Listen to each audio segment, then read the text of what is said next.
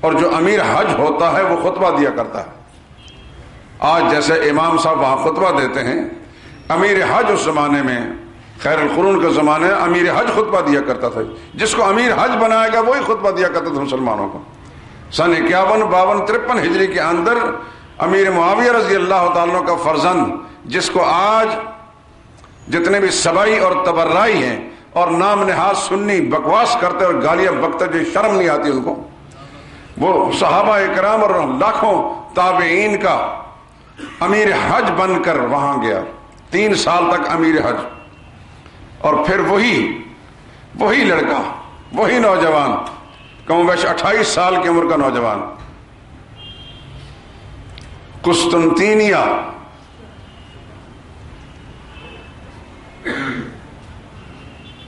پر جو جہادی لشکر بھیجا گیا اس لشکر کا کمانڈر ان چیف تھا. یہ ایک ایسی حقیقت ہے جس طرح اس وقت باہر نکل کر آسمان کی طرف آپ دیکھیں تو ہر انسان کو سورج نظر آئے گا. یہ ایسی حقیقت ہے جس میں اجلہ صحابہ اکرام فوجی بن کر گئے اور یہ نوجوان کمانڈر ان چیف بن کر گیا اس فوج کا. میزبان رسول سیدنا ابو ایوب انصاری رضی اللہ تعالیٰ عنہ اس لشکر کے اندر ایک سپاہی کے حیثیت سے جا رہے ہیں. عبداللہ ابن عمر ہیں، عبداللہ ابن عباس ہیں، اور حیران ہوں گے سیدنا حسین ہیں رضی اللہ تعالیٰ عنہ.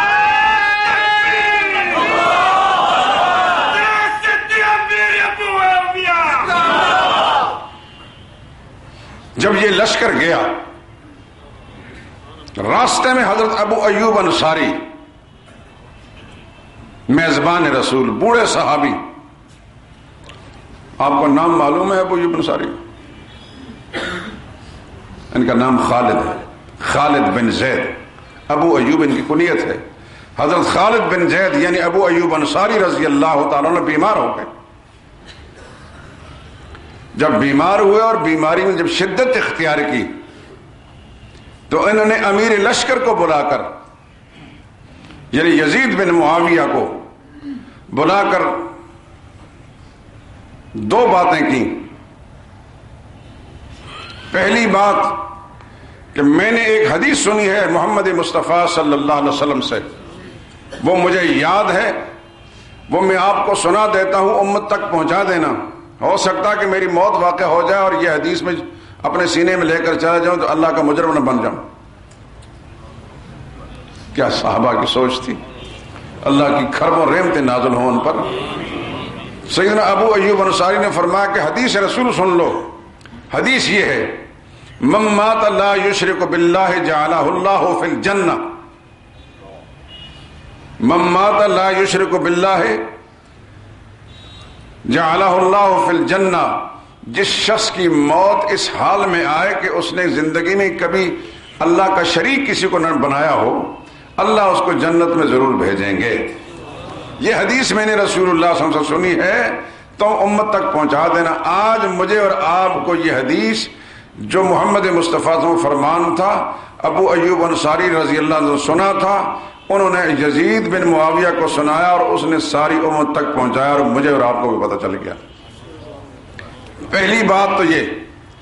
دوسری بات یہ وصیت فرمائی کہ میری اگر موت واقع ہو جائے تو مجھے راستے میں نہ دفن کرنا، جہاں موت واقع ہو جائے وہاں دفن نہ کرنا. قانون شریعت کا یہی ہے کہ جس کی جہاں موت واقع ہو جائے اس کو وہیں دفن کرنا چاہیے، لیکن انہوں نے فرمایا کہ مجھے وہاں دفن نہ کرنا.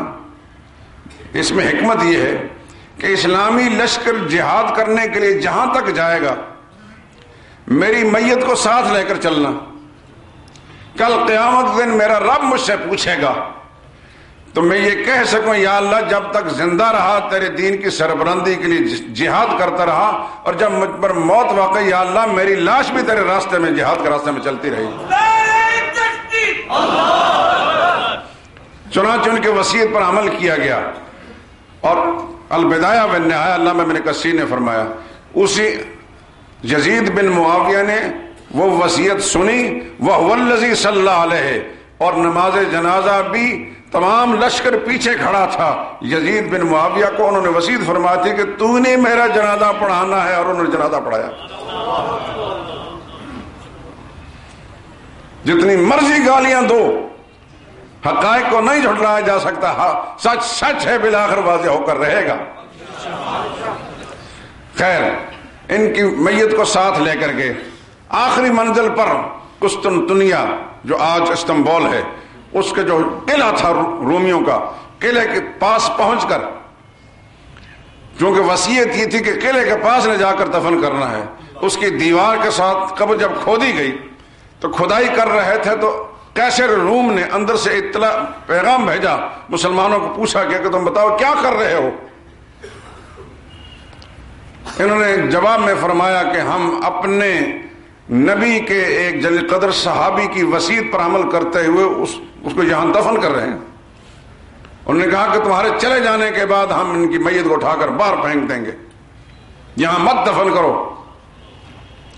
جب یہ بات سنی تو اس یزید نے، جس کو آج سنی غیر سنی گالیاں دیتے نہیں تھکتا، میں رب کعبہ کی قسم کھا کر کہتا ہوں آج روئے زمین پر کوئی مان لال ایسا حکمران جنا نہیں جتنا غیور وہ انسان تھا۔ اس کا جواب بھی سن لیں کہ یا اہل القسطنطینیہ، اے قسطنطنیہ والو، واللہ خدا کی قسم کھا کر کہتا ہوں یہ جو صحابی رسول ہیں تم دیکھ رہے ہو کہ ہم اس کو دفن کر رہے ہیں اس کی وصیت کے مطابق، واللہ لئن تعرضتم، میں قسم کھا کر کہتا ہوں کہ تم نے اگر ان کی میت کے ساتھ کوئی گستاخی والا عمل کیا، لأہدمن کل کنیسۃ فی بلاد الاسلام، تو خطہ اسلام کے اندر کوئی گرجا میں سلامت نہیں چھوڑوں گا، ولا یضرب ناقوسا، اور پوری اسلامی مملکت میں کہیں بھی گھنٹا بجانے کی اجازت نہیں دوں گا۔ اور حیران ہوں گے آپ میرے دوستو، سنی کو چھوڑو، شیعوں کی کتابوں کے اندر یہ بات لکھی ہوئی ہے۔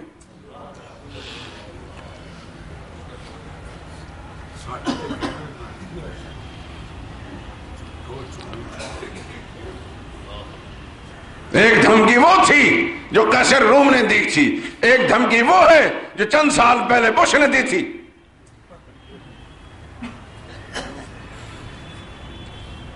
توازن کیجئے، میں یہ سمجھتا ہوں یزید کے پیشاب کے قطرے کے برابر بھی یہ بغیر حکمران نہیں تھا جو ایک ٹیلی فون پر ڈھیر ہو گیا۔ یزید کسی پوری مملکت کا والی نہیں تھا، ایک فوج کے دستے کا صرف سپہ سالار تھا، یہ یوں سمجھے ایک ڈوین فوج کا صرف کمانڈر تھا، پوری اسلامی مملکت، پوری اسلامی فوج کا بھی چیف آف سٹاف نہیں تھا، لیکن اس میں اتنی غیرت تھی کہ میرے نبی کے صحابی، اس کی میت کے ساتھ کسی نے جو بھی گستاخانہ سلوک کیا تو پھر وہ یہ سمجھے کہ دنیا میں اس کی خیر نہیں ہے۔ گالیاں بکتے تھکتے نہیں، یہ ملا بھی سچی بات زبان سے نکالتا نہیں، یہ بات کیوں نہیں سناتا دنیا والوں کو؟ روٹیاں بند ہوتی ہیں، عقیدت مند بگڑتے ہیں، ہاتھ ملانے والے ہاتھ ملانا چھوڑ دیں گے۔ سچ لوگوں کو سناؤ، ساری دنیا بگڑتی ہے تو بگڑتی نہیں، میرا رب نہ بگڑے تو کچھ بھی نہیں بگڑتا۔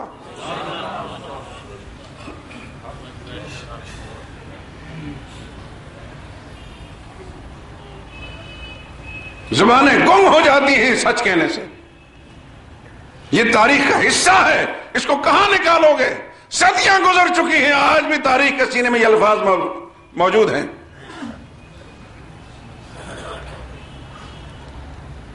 میں نے رات ہی کل ایک جگہ ہماری علماء کی میٹنگ تھی تو وہاں میں نے یہ بات کہی علماء کرام کو، میں نے کہا خدا کے بندو زبانوں کو ذرا کھولو، میں نے کہا میں اپنے سینہ نکال کر تمہارے سینے میں ڈال نہیں سکتا۔ میں نے کہا ایک دھمکی یہ ہے، ایک دھمکی اس کے باپ نے دی تھی قیصر روم کو، یاد ہے؟ سنا چکا ہوں میں، جب سیدنا معاویہ رضی اللہ تعالیٰ عنہ اور سیدنا علی رضی اللہ تعالیٰ عنہ ان کے آپس میں خون عثمان، سیدنا عثمان کے قصاص کے معاملے میں ایک کشیدگی تھی، تنازع تھا۔ سیدنا علی کی خواہش یہ تھی کہ پہلے آپ بیعت کریں، سیدنا معاویہ کی خواہش تھی کہ میں بیعت اس لیے نہیں، یہ نہیں کہ میں آپ کو خلیفہ کا استحقاق نہیں جانتا، میں جانتا ہوں کہ آپ خلیفہ بننے کے مستحق، لیکن آپ کے ارد گرد سارے کے سارے قاتلان عثمان ہیں، ان کی موجودگی میں بیعت نہیں کروں، ان سے یا قصاص لیں یا میرے حوالے کریں، پھر سارا معاملہ صاف ہے۔ یہ ایک تنازع تھا، اس تنازع سے فائدہ اٹھاتے ہوئے قیصر روم نے خط لکھا حضرت معاویہ کو، یہ بھی تاریخ میں موجود ہے۔ علامہ ابن کثیر ایک بہت بڑے محدث، مفسر، مورخ، 14 جلدوں میں ان کی تاریخ البدایہ والنہایہ، اس کی 8ویں جلد کے اندر یہ بات لکھی ہے۔ قیصر روم نے خط لکھا کہ مجھے پتہ چلا ہے کہ تمہارے ساتھی یعنی حضرت علی کے بارے میں کہنے لگا اس نے تمہارے ساتھ اچھا سلوک نہیں کیا، تم تو بڑے قیمتی آدمی ہو، بڑے قابل قدر ہو، جیسے اکسانے کی عادت ہوتی ہے لوگوں کی، تم چاہو تو میں تمہاری کمک کے لیے، تمہاری مدد کے لیے ایک بڑی فوج بھیج دوں، تم علی میری فوج کے ذریعے سے علی کا مقابلہ کر کے اس کو زہر کر لو۔ اب اپنی طرف سے تو اس نے ہمدردی کا مظاہرہ کیا، مگر یہ کوئی پاکستانی تو نہیں تھا، وہ تو محمد رسول اللہ کا غلام تھا صلی اللہ علیہ وسلم۔ اللہ اکبر۔ سیدنا معاویہ رضی اللہ تعالیٰ نے فرمایا، جواب لئن لم تنتہی یا لعین، البدایہ اٹھا کر دیکھ لیں، کم از کم ترجمہ دیکھ لیں، لئن لم تنتہی، اور رومی کتے، تم نے کیا سمجھا کہ علی میرا بھائی جو ہے، ہم بھائیوں کا آپس میں تنازع ہے، ہمارے اس تنازع سے تمہیں کیوں امید پیدا ہو چلی ہے کہ اس سے تم ناجائز فائدہ اٹھا کر اسلام کو اور مسلمانوں کو نقصان پہنچا دو گے؟ خبردار، اگر تو اپنے اس خبیث ارادے سے باز نہ آیا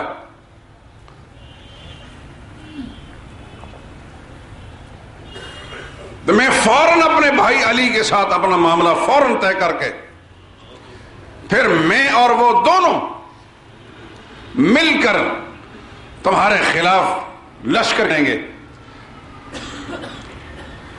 اور پھر آگے الفاظ کیا بولے ہیں، لَنُخْرِجَنَّكَ مِن بِلَادِكَ، ہم تیری مملکت سے اٹھا کر تمہیں باہر پھینک دیں گے، وَلَنُذِيقَنَّ عَلَيْكَ الْأَرْضَ بِمَا رَحُبَتْ، اور اللہ کی اس فراخ اور وسیع زمین کو تم پر تنگ کر دیں گے۔ اور ابن کثیر آگے لکھتے ہیں فَعِنْدَ ذَلِكَ خَافَ مَلِكُ الروم، یہ دھمکی سنتے ہی روم کا بادشاہ خوف زدہ ہو گیا، وَانْكَفَ، اور اپنے ارادے سے باز آ گیا۔ یہ بھی یاد رکھیں کہ حضرت معاویہ اس وقت جس وقت یہ دھمکی دے رہے تو اس وقت پوری مملکت اسلامیہ کے خلیفہ نہیں تھے، اس وقت صرف گورنر تھے، کیونکہ اس وقت تنازع چلنا تھا سید علی کے ساتھ، صرف صوبے کے گورنر ہیں۔ ایک صوبے کا گورنر بھی اتنا غیور، اتنا بہادر اور دلیر ہے کہ آدھی دنیا کے حکمران کو للکارتا ہے اور اس کو خوف زدہ کر دیتا ہے۔ نہ وہ بات قوم کو سنائی جاتی ہے، نہ یہ بات قوم کو سنائی جاتی ہے، اس لیے کہ ہمارے عقیدت مندوں کی تعداد نہ گھٹ جائے، ہمارے مدرسوں کے چندے نہ بند ہو جائیں، ہم سے مصافحہ کرنے والوں کی تعداد نہ گھٹ جائے۔